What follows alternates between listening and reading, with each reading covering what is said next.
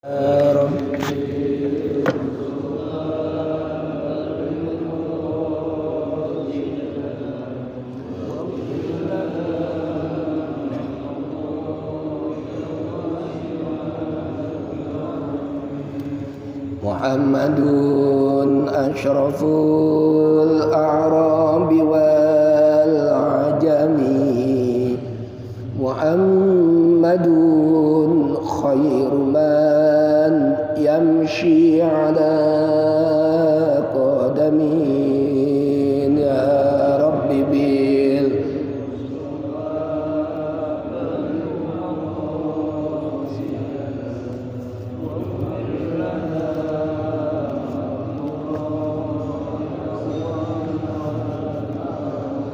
Muhammadun yawma ba'atsin nasi syafi'una, Muhammadun nuruhul hadi minaz zulami, ya Rabbi bil balligh maqasidana waghfir lana ma madha, ya wasi'al karami. Allahumma salli wa sallim wa barik alaihi wa ala alihi. Assalamualaikum warahmatullahi wabarakatuh. Bismillahirrahmanirrahim. Alhamdulillahilladzi waffaqa lil khairati ibadahul abrar. Ahmaduhu subhanahu wa ta'ala hamda 'abdin yudafi'u 'annal ashrar. Asyhadu an la ilaha illallahul fattahul ghaffar, wa asyhadu anna Muhammadan abduhu wa rasuluhul mustafal mukhtar. Allahumma salli wa sallim wa barik ala sayyidina wa nabiyyina Muhammadin wa ala alihi wa ashabihil akhyar, salatan wa salaman daimaini mutalazimaini anjabihima min azabin nar. Amma ba'd, yang sangat saya muliakan seluruh orang tua, para hujjaj, para tokoh masyarakat, mudah-mudahan sehat, panjang umur, selalu dalam limpahan rahmat dari Allah Subhanahu wa ta'ala. Yang saya hormati pengurus Dewan Kemakmuran Masjid Besar Ar-Ridwan, dan yang saya cintai seluruh jamaah. Alhamdulillah, hari Ahad pekan yang kelima, tanggal 23 bulan Zulhijjah 1445 Hijriah, yang merupakan hari Ahad terakhir bulan Zulhijjah. Ahad depan kita udah masuk tahun baru 1446 Hijriah. Mudah-mudahan menutup tahun semua dosa kita diampuni Allah Subhanahu wa ta'ala. Semua amal kebaikan kita diterima oleh Allah Subhanahu wa ta'ala. Apapun yang sudah kita lakukan di tahun 1445, mudah-mudahan diridhoi oleh Allah. Hal-hal yang belum tercapai, cita-cita, keinginan, harapan, mudah-mudahan di tahun mendatang itu 1446 Hijriah bisa dimudahkan, diijabah, dikabul oleh Allah Subhanahu wa ta'ala. Yang barangkali belum punya istri, biar bisa punya istri. Yang belum punya anak, biar punya anak. Yang belum punya pekerjaan, biar bisa dapat pekerjaan. Yang belum punya rumah, mudah-mudahan segera punya rumah. Doa yang baik-baik aja. Sebab doa yang baik itu akan membawa nilai kebaikan. Jangan doa yang buruk-buruk. Semua yang baik-baik aja. Doain orang lain yang baik. Doain keluarga yang baik. Sebab kalau kita doain orang baik, doanya baik, itu akan kembali kepada kita. Di saat kita doain orang, doanya baik, malaikat akan berkata, kamu akan mendapatkan apa yang kamu minta untuk orang lain. Tapi kalau kita doainnya jelek, doain gak benar, itu malaikat juga doain, kamu akan mendapatkan apa yang kamu minta untuk orang lain. Jadi kalau kita doa baik untuk orang lain, itu buah kebaikannya akan buat kita. Tapi kalau kita doain buruk untuk orang lain, lah dampak keburukannya pun akan kita dapatkan. Nah, jadi berusahalah terus dan terus menjadi orang baik. Mau hancur, mau rusak, bagaimanapun zaman ini, berusaha untuk tetap menjadi orang baik. Kita belajar dari Al-Quran. Allah berkata dalam Al-Quran itu, yakhruju min baini farsin wa damin labanan khalisan sa'igal lisyaribin. Binatang sapi makanannya rumput, masuk ke dalam perut jadi kotoran, jadi tai. Terus di dalam tubuh sapi ada darah. Kemarin waktu kita korban motong sapi, ada darah, ada tai. Nah itu kehidupan. Ada yang rusak, ada yang tidak baik, ada yang tidak senang sama kita. Itu gambaran. Tetapi sapi yang isinya tai dan darah, Allah menyatakan yakhruju min baini farsin wa damin labanan. Sapi bisa menghasilkan susu yang murni, yang bermanfaat buat orang banyak. Anak bayi minum susu sapi, orang-orang tua juga banyak yang minum susu sapi. Bahkan susu beruang isinya ya susu sapi, bukan hasil perasan dari binatang beruang. Artinya apa?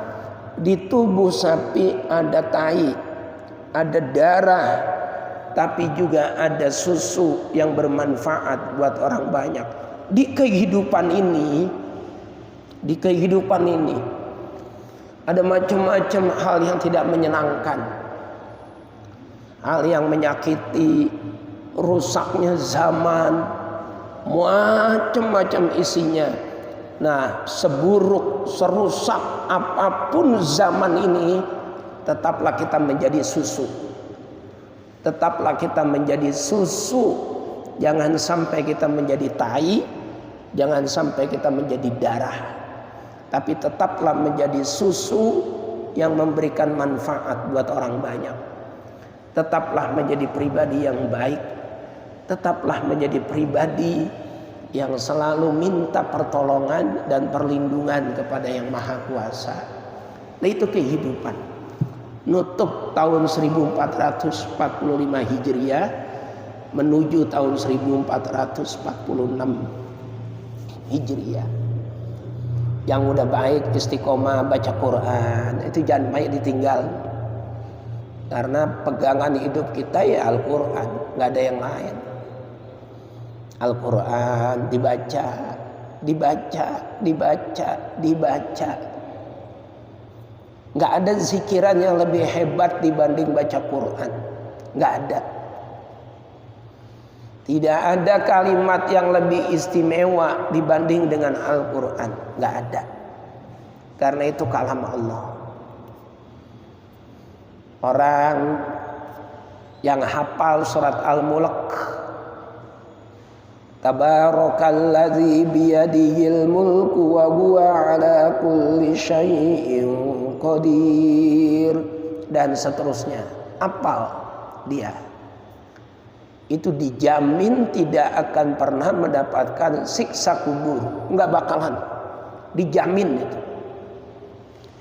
Di kitab tafsir Ibnu Katsir, jangankan dia hafal, dia kagak hafal, tapi dia rajin baca surat Al-Mulk, rajin. Dijadiin wiridan, tiap hari dia baca, tiap hari dia baca, tiap hari dia baca. Surat Al-Mulk, Tabarak. Itu juga sama. Dijamin dia tidak akan pernah mendapatkan siksa kubur. Di kitab Sunan At-Tirmidzi, itu ada sahabat Nabi masuk tenda. Begitu masuk ke dalam tenda, kaget. Itu tenda kosong. Emang dia yang bikin. Kosong, gak ada orangnya. Tapi di dalam tenda ada yang lagi ngaji. Tapi gak ada orangnya. Lagi ngaji yang dibaca surat Al-Mulk. Tabarakalladzi biyadihil mulku wa huwa ala kulli syai'in qadir. Terus dibaca sampai ayat terakhir. Ini kok kagak ada orangnya, tapi ada suaranya. Dari mana? Terus kupingnya dideketin ke tanah dalam tenda. Ternyata suara itu datangnya dari dalam tanah. Ya, dari dalam tanah. Sahabat ini bergegas langsung lapor ke Rasulullah. Ya Rasul, di dalam tenda saya ada yang baca surat Al-Mulk, tapi orangnya kagak ada. Cuman suaranya doang kedengeran dari dalam tanah. Terus Nabi menjawab, iya, Al-Munjiyat. Surat Tabarak, surat Al-Mulk itu penyelamat di dalam kubur. Orang yang senang kepada surat Al-Mulk, orang yang jadiin surat Tabarak itu wiridan, maka dijamin, kata Nabi, tidak sekalipun dia akan mendapatkan siksa kubur. Itu baru satu surat. Bagaimana kalau kemudian kita mencintai, bahkan menjadikan wiridan 114 surat, 30 juz, 6.666 ayat, kita jadikan wiridan. Di kitab Ihya Ulumuddin itu ada bermacam-macam cara membaca dan mengatamkan Al-Quran. Fi miqdaril qiraati walil qurra'i ahdatun mukhtalifatun fil istiqsari wal ikhtisar. Orang yang membaca Al-Quran itu bermacam-macam, dalam jumlah banyaknya ataupun sedikitnya dia membaca Al-Quran. Faminhum may yaqtimul Qur'ana fil yaumi wal lailati marratan. Di antaranya ada orang yang mengatamkan Al-Quran sehari semalam satu kali. Sehari semalam satu kali. Tiap hari atam Quran. Tiap hari atam Quran. Ini udah jelas bukan makom kita ini. Udah jelas. Nah, kita setahun sekali juga belum tentu. Lah ini tiap hari atam Quran. Tetapi orang yang atam Quran setiap hari itu justru tidak direkomendasikan oleh agama. tidak direkomendasikan, terutama untuk kita orang-orang awam. Kenapa? Karena orang yang khatam Quran setiap hari dimungkinkan baca Qurannya tidak tartil, pasti ngebut. Sedangkan Al-Quran mengatakan warattilil Qur'ana tartila, ay wa tajwidil Qur'ana tajwida. Baca Al-Quran dengan tajwid. Bagaimana idgham bi gunnah, bagaimana ikhfa. Kayak istri bawa bapak itu kalau hari Sabtu tanya istrinya, kalau saya tegas, ketat, memang ngajarin Qur'annya benar-benar ketat, kurang dengung sedikit nggak mau. Innalladzina kafaru sawa'un 'alaihim a'anzartahum am lam tunzirhum la yu'minun. Nggak boleh ada yang baca innalladzina kafaru, innalladzina kafaru. Ulang. Ini satu ibu-ibu ada yang 5 kali ngulang. Ketat, tegas. Karena memang Al-Quran ini dibaca harus sesuai dengan hukum-hukum Al-Quran. Itu gombi guna, ikhfa, izhar syafawi, ikhfa syafawi, mad wajib mutahsil, mad jaiz munfasil, mad lain, mad arid li sukun. Yang kagak ada cuma mad sani doang. Ya Quran mad sani. Kayak Gus Dur kedatangan tamu orang Madura. Ditanya sama Gus Dur, namamu siapa? Mat Yusuf. Kata Gus Dur, Muhammad Yusuf, jangan Mat Yusuf, tapi Muhammad Yusuf. Oh ya Gus, ya, nama saya Muhammad Yusuf, tidak Mat Yusuf. Anakmu ini namanya siapa? Anak saya namanya Mat Soleh, Muhammad Soleh, jangan Mat Soleh, jangan Muhammad Soleh. Oh iya Gus, ya Gus, anak saya namanya Muhammad Soleh. Ditanya sama Gus Dur, rumahmu di mana? Ini bilang rumah saya di belakang Muhammad Rasah. Gus Dur bingung, Muhammad Rasah apa? Itu Gus yang sekolahan. Kalau itu madrasah kagak usah ditambahin Muhammad. Giliran madrasah ditambahin Muhammad Rasah. Muhammad Rasah itu madrasah. Kalau Mad Yusuf Muhammad Yusuf, kalau Mad Soleh Muhammad Soleh. Lah kalau madrasah jangan Muhammad Rasah, masa madrasah Muhammad Rasah. Ada-ada aja. Ya, dibaca dengan benar Qur'annya. Ada yang 3 hari sekali hatam, ada yang seminggu sekali hatam. Lah ini yang paling direkomendasikan. Di antara sahabat yang jadiin rutinitas seminggu sekali hatam, Ubay ibn Ka'ab. 1. Yang kedua, Utsman ibn Affan, seminggu sekali hatam Al-Quran. Dan banyak-banyak sahabat yang lainnya. Lah terus pembagiannya bagaimana? Nah, itu yang penting. Kalau kita ngatamin Al-Quran sekali dalam sehari, 1 hari semalam atam 1 kali, berarti bacanya dari surat Al-Fatihah sampai surat apa? An-Nas.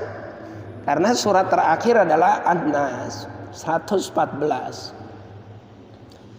Kalau kita hatam Al-Quran 2 hari 1 kali, 2 hari sekali hatam, berarti di hari yang pertama dari surat Al-Fatihah sampai surat apa? Al-Kahfi. Ntar di hari yang kedua habis surat Al-Kahfi surat apa? Maryam sampai surat An-Nas, 2 hari hatam. Apal surat Al-Kahfi? Ya dikit-dikit ya, dikit-dikit insya Allah apal. Al-Kahfi itu dibaca setiap hari Jumat loh, cakep loh. Setiap hari Jumat.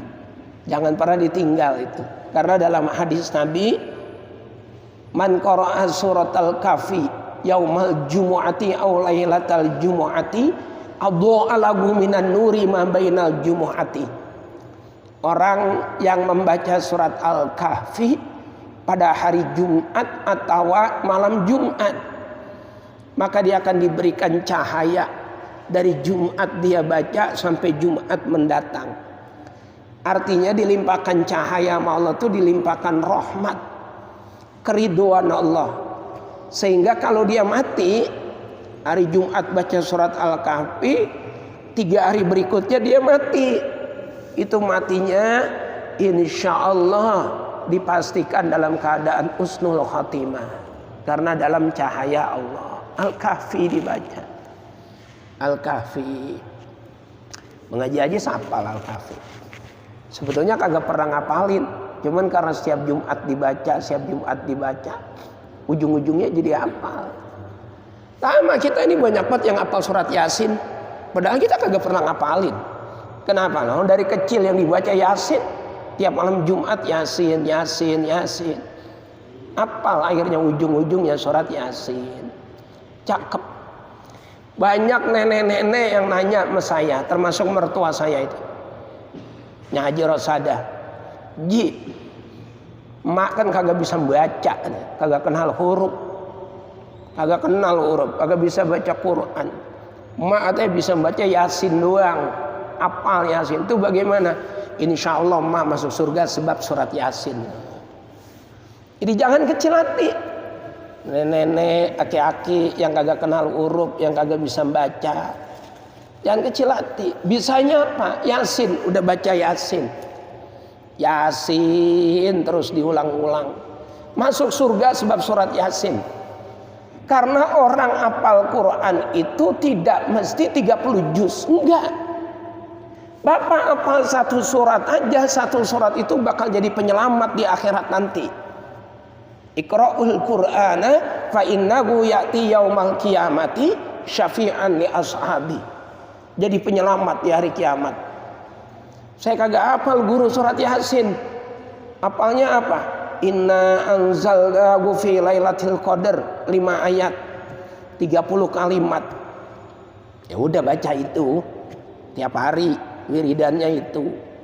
Saya kagak hafal juga guru Al-Qadar. Hafalnya apa? Kulhu doang saya kulhu. Ya udah baca kulhu. Kulhu. Sehari 1000 kali. Banyakan guru. Ya udah 3 kali dikit gitu. Dari 1000 kali sampai 3. Tiap habis sholat 3 kali. Tiap habis sholat 3 kali. Besok nih hari kiamat itu kulhu datang. Nyelamatin itu orang. Jadi tidak mesti kita hafal 30 juz tuh kagak. Yang penting ada bagian-bagian surat yang kita hafal. Di Masjid Kuba, adanya Madinah. Ini udah sering banget saya ceritain ini. Kita ulang-ulang biar tambah pemantapan dan keyakinan kita. Di Madinah tuh ada Masjid Kuba. Dulu namanya Masjid Taqwa. Ganti menjadi Masjid Kuba.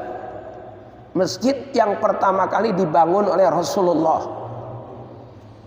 Sampai kaki beliau pecah. Sayyidina Ali kakinya pecah. Kalau bangun masjid, Nabi kita ngangkutin batu. Ikut ngaduk kalau zaman sekarang mah.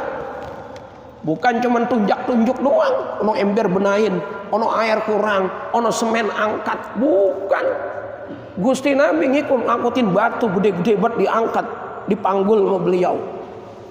Ini sosok pimpinan yang benar-benar bisa menjadi suri tauladan. Ya Allah, akhlak Nabi memang gak ada tandingannya. Mau sampai kapan juga. Beliau kerja, ngikut bangun masjid. Sampai kaki beliau pecah, tangan pada berdarah. Ada orang saking pengen ngasih hadiah sama Nabi. Orang Arabi. Saking pengen buat ngasih hadiah sama Nabi. Cuman kagak punya apa-apa. Satu ketika punya anggur.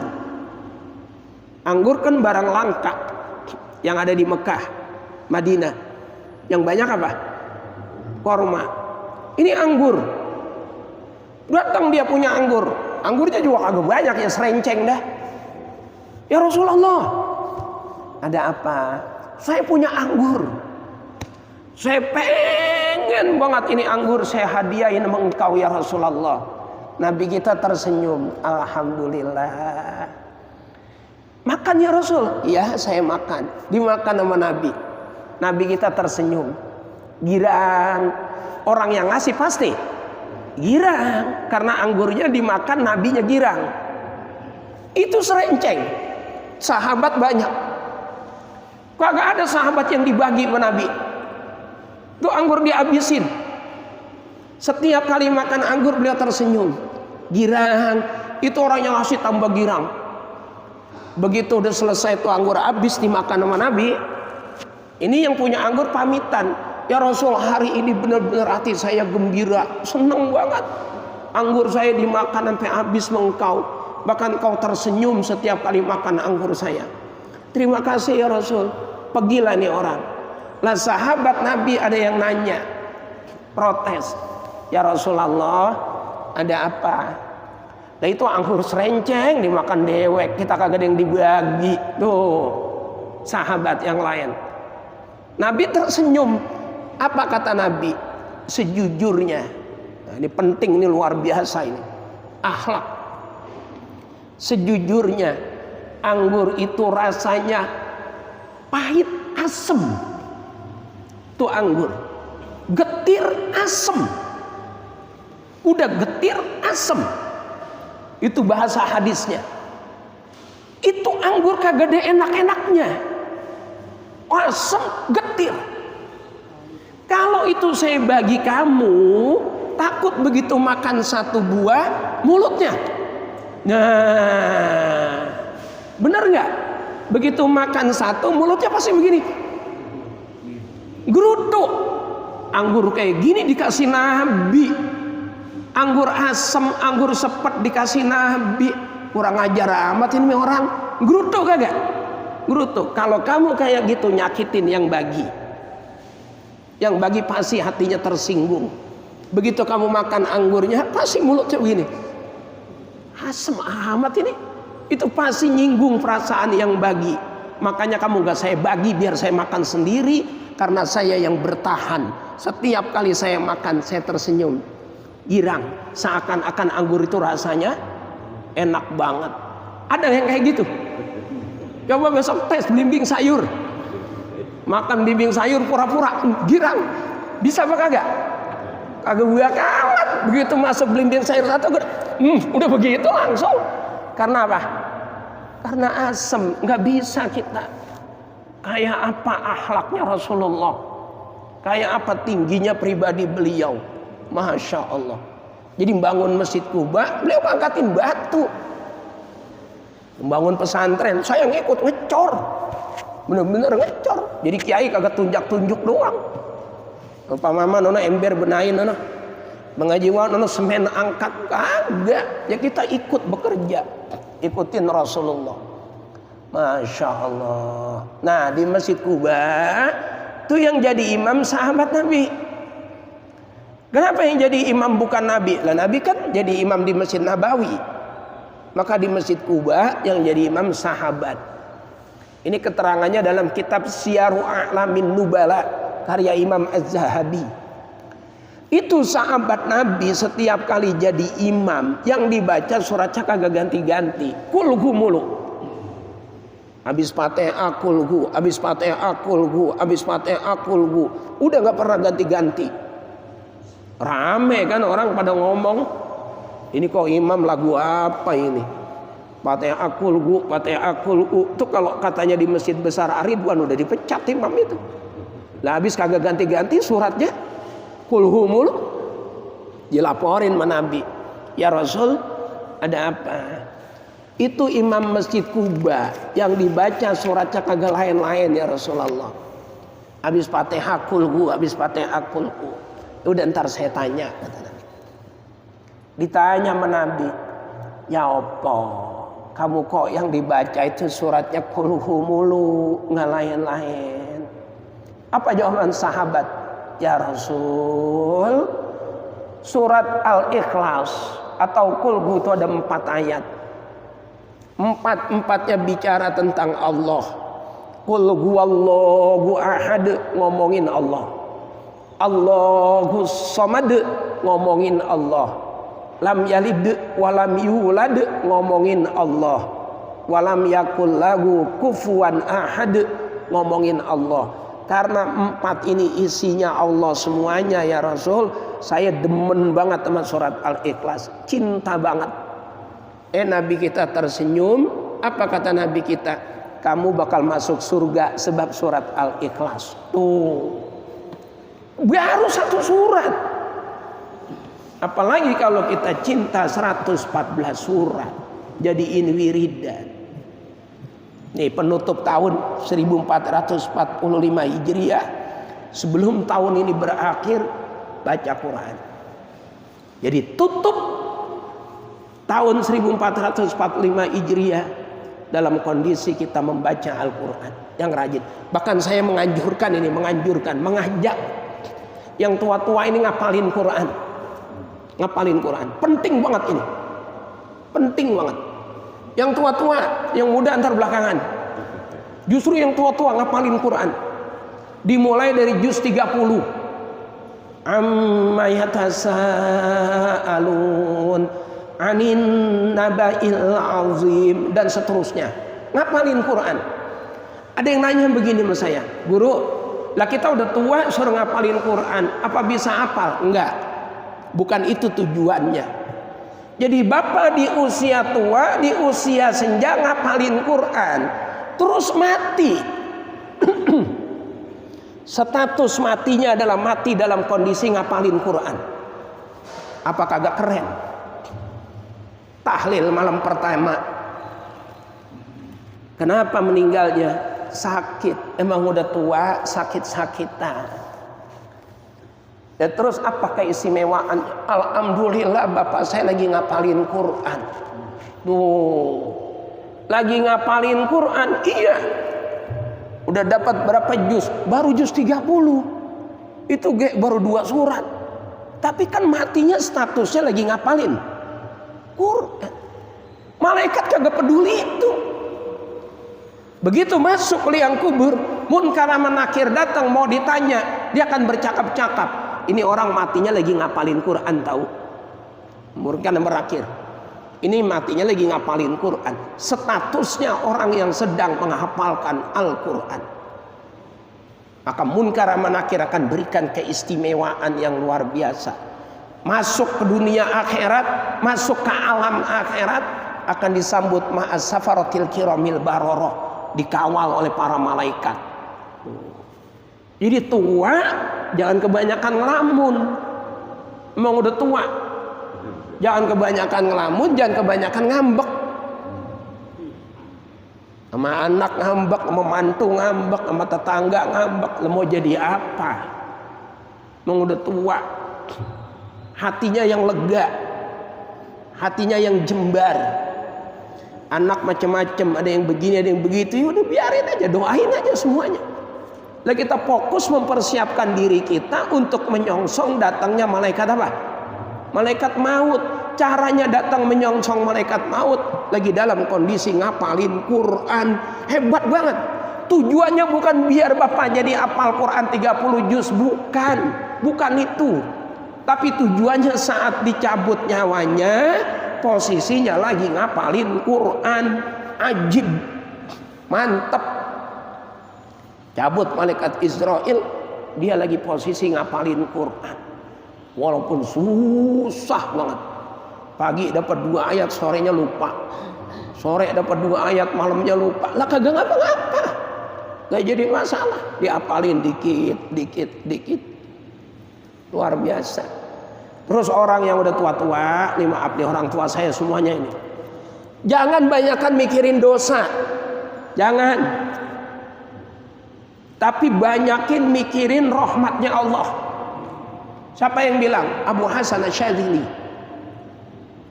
Kalau bapak udah tua ini mikirinnya dosa mulu, ntar pola pikirnya jangan-jangan saya diseksa sama Allah. Jangan-jangan saya masuk neraka. Jangan-jangan saya diseksa di kubur. Nah itu yang didapatkan. Karena kata Allah, ana inda zonni abdi bi.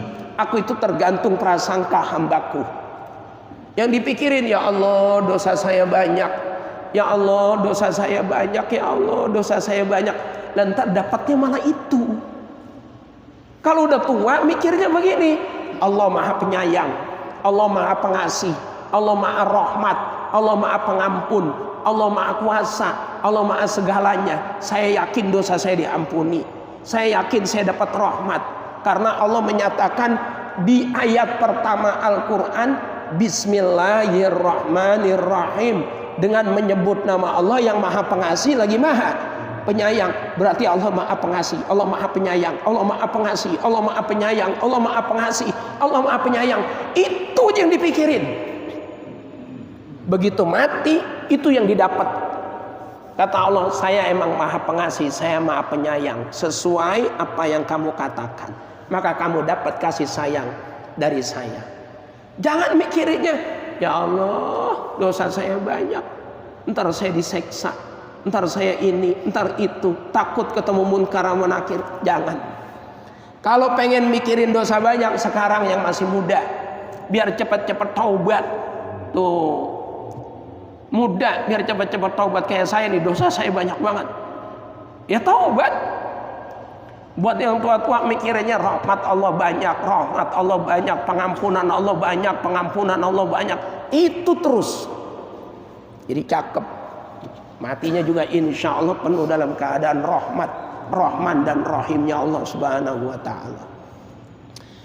Kalau 3 hari sekali khatam, ya gampang kalau itu mah. Kalau 3 hari sekali khatam, dari Fatihah sampai surat apa? At-Taubah, juz yang 10.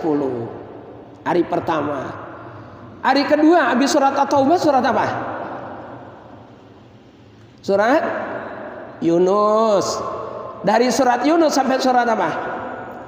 Al-Ankabut, juz 20. Hari pertama Fatihah sampai At-Taubah. Hari kedua Yunus sampai Al-Ankabut. Nah, hari ketiga Atam dari surat Ar-Rum juz 21. Ar-Rum sampai dengan surat apa? An-Nas. 3 hari khatam. Kagak kuat guru, ya udah seminggu sekali. Seminggu sekali khatam. Hari pertama dari surat Al-Fatihah dimulai malam Kamis atau hari Kamis. Dimulainya bacanya malam Kamis. Malam Kamis baca surat Al-Fatihah sampai surat Al-Maidah. Al-Maidah ayat pertamanya apa? Ya ayyuhalladzina amanu aufu bil uqud wa illat lakum bagimatul an'ami illa ma yutsla alaikum ghairu muhillis saidi wa antum hurum. Innallaha yahkumu ma yurid. Itu surat apa namanya? Al-Maidah. Itu hari Kamis itu atau malam Kamis. Dari Fatihah sampai surat Al-Maidah. Mulai dari malam Kamis. Terus atau dari malam Sabtu juga boleh. Dari malam Jumat juga boleh. Yang penting bapak-bapak baca aja. Malam yang kedua dimulai dari surat Al-An'am. Al-An'am sampai dengan surat Hud. Al-An'am sampai surat Hud. Itu hari yang kedua. Hari yang ketiga habis surat Hud, surat apa? Surat Yusuf. Hari yang ketiga dari surat Yusuf sampai surat Maryam. Itu hari yang ketiga. Catat. Jadi enak kita. Hari yang ketiga dari surat Yusuf sampai surat Maryam.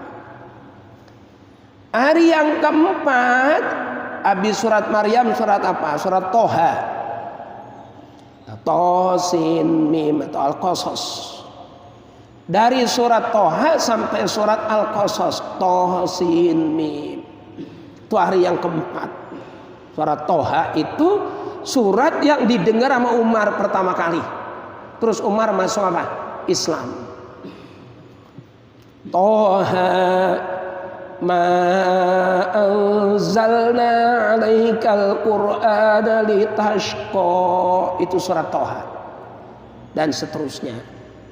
Umar masuk Islam gara-gara dengerin bacaan surat Toha. Hari yang kelima, habis surat Tosin Mim atau Al-Qasas, surat Al-Ankabut. Surat Al-Ankabut sampai dengan surat Shad. Kalau Al-Ankabut apa? Alif Lam Mim. Ahasiban nasu ayyutraku ayyaqulu amanna wa hum la yuftanun. Itu surat Al-Ankabut. Kalau Shad ya Shad wal Qur'ani dzidzikr. Itu Shad itu. Itu hari yang kelima. Hari yang keenam surat Az-Zumar atau At-Tanzil Az-Zumar. Sampai dengan surat Ar-Rahman. Ar-Rahman itu hari ke-6. Hari yang ke-7 yang terakhir seminggu. Habis surat Ar-Rahman surat apa? Al-Waqi'ah. Habis Ar-Rahman Al-Waqi'ah. Dari Al-Waqi'ah sampai An-Nas hari yang ke-7. Hatam udah Ustaz Mahfud. Tuh. Setiap seminggu sekali hatam, seminggu sekali hatam. Dicatat. Fatihah sampai surat apa tadi? Hari pertama Al-Maidah. Hari yang kedua Al-An'am sampai surat apa? Hud. Hari yang ketiga dari surat Yusuf sampai surat Maryam. Hari yang keempat dari surat Toha sampai surat Al-Qasas. Hari yang kelima dari surat Al-Ankabut sampai surat Shad. Hari yang ke-6 dari surat Az-Zumar sampai dengan surat Ar-Rahman. Dan hari yang ke-7 dari surat Al-Waqi'ah sampai surat An-Nas. Seminggu sekali hatam Quran. Masya Allah. Baru udah mantep. Nah, mudah-mudahan berkah dan manfaat. Kalau kagak bisa ngatamin Quran, hadir aja di majelis khatmil Quran. Setiap bulan. Ini ntar ada nih di Duta Bumi 2 di Musola Al-Alif, majelis khatmil Quran Ruhul Bayan. Baca satu orang satu juz satu orang. Bacanya bareng-bareng. Ya kalau ada 50 orang atau 60 orang, ada 60 orang udah 2 kali hatam Quran. Sehari 2 kali hatam Quran. Keren kan? Atau bikin kelompok. Nah, orang tua kita nih Pak Haji Rais misalnya, atau Pak Haji Bahir, bikin kelompok. Sekarang kan ada grup WA. Ayo hari ini saya juz 1, kamu juz 2, kamu juz 3, kamu juz 4, baca bareng-bareng. Tuh kumpul setiap habis Isya misalnya di masjid, jangan pulang dulu, kita baca masing-masing sejuz. Udah 1 hari ngatamin Quran 1, Pak Maman dah koordinatornya yang mudaan. Bismillah Isya jangan pulang dulu, baca Quran 1 juz. Dihitung ada yang juz 1, ada yang juz 2, ada yang juz 3, ada yang juz 30. Ntar ganti-gantian, jangan juz 30 dia mulu, jangan. Yang lain kesirian. Nah sekarang Pak Maman juz 1, hari kedua juz 2, hari ketiga juz 3. Ntar muter terus. Tuh 30 orang. Jadi tiap hari ngatamin Quran. Padahal bacanya 1 juz. Tapi kan bareng-bareng. Ada yang juz 1, ada yang juz 2, ada yang juz 3. Berarti 30 juz hatam Quran. Besoknya begitu lagi, besoknya begitu lagi. Besok berarti tiap hari ngatamin Quran. Wah, hebat. Ini kayaknya belum ada DKM yang kayak gitu ini. Belum ada. Nah, di masjid mana-mana belum ada. Setiap habis Isya jangan pulang dulu, 30 orang nih kelompok. Yuk kita ngatamin Quran, baca sejuz. Terus doa. Doanya gantian. Nah, yang paling tua, yang paling pinter mimpin doa. Besok begitu lagi, besok begitu lagi. Bisa, pasti bisa. Membacanya cuma 1 juz kok. 1 juz palingan setengah jam, paling lama-lamanya sejam. Yang bacanya lambat, sejam. Keburu lapar, ya makannya sebelum maghrib. Kalau makan sebelum maghrib sehat. Saya sekarang kalau makan sebelum maghrib saya. Sekarang makan sebelum maghrib. Jadi ntar kalau jam 11 lapar, makannya buah. Tuh. Makannya buah. Din kebanyakan makan kalau malam udah. Pak Maman lagi ujung kebanyakan makan udah. Ya, dah, mudah-mudahan berkah dan manfaat. Ada yang mau nanya? Iya Bapak, boleh. Pak Haji, ya boleh. Pagi ini materi pelajaran mengenai fadilah membaca Al-Quran.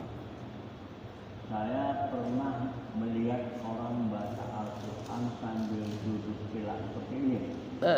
Tapi itu Quran ada ditaruh di bawah. Artinya tinggian jempolnya sama Al-Quran. Nah itu. Sedangkan Al-Quran selalu dimuliakan. Tapi membaca Al-Quran kok tinggian jempol sama Al-Quran taruh di bawah Al-Quran. Gimana ada hukum mereka? Ya, bagus sekali Pak Haji. Pertama kita yang ngelihat perlu mengingatkan. Nah, itu watawasau bil haq watawasau bis sabar. Diingetin. Pak atau Bu, maaf Qurannya diangkat, jangan taruh di bawah. Quran dimuliakan, jangan ditaruh di lantai geletak begitu, jangan. Diangkat di pangku. Syukur-syukur ada meja kayak gini. Dimuliakan, kita ingetin. Jangan dibiarkan. Ya banyak sekali, benar yang Pak Haji bilang. Di perumahan-perumahan itu banyak itu. Lu baca Yasin digeletakin aja udah di bawah gitu. Ingetin. Ibu tolong Bu, itu Yasinnya diangkat. Pak tolong ya, Yasinnya diangkat. Jangan taruh bawah. Itu kan Al-Quran, kitab suci kita, dimuliakan. Tuh gitu. Pertama. Kenapa? Karena memang gak boleh, haram hukumnya. Haram hukumnya menaruh Al-Quran di lantai yang posisinya lebih rendah dari dengkul sama kemaluan kita. Nggak boleh, haram. Apalagi udah ditaruh di bawah, kakinya belonjor. Lah kakinya seakan-akan kayak mau nendang Quran. Kalau dia ada niatan istihza. Apa itu istihza? Merendahkan Al-Quran. Sama aja. Buku-buku yang lain sama aja. Apa bedanya? Sama-sama kertas. Nah, ini namanya merendahkan. Kalau dia merendahkan Al-Quran, murtad hukumnya. Murtad, na'udzubillah. Bukan haram lagi, tapi murtad. Maaf ini, Quran di depan, kakinya belonjor. Diingetin orang, itu kaki belonjor, depannya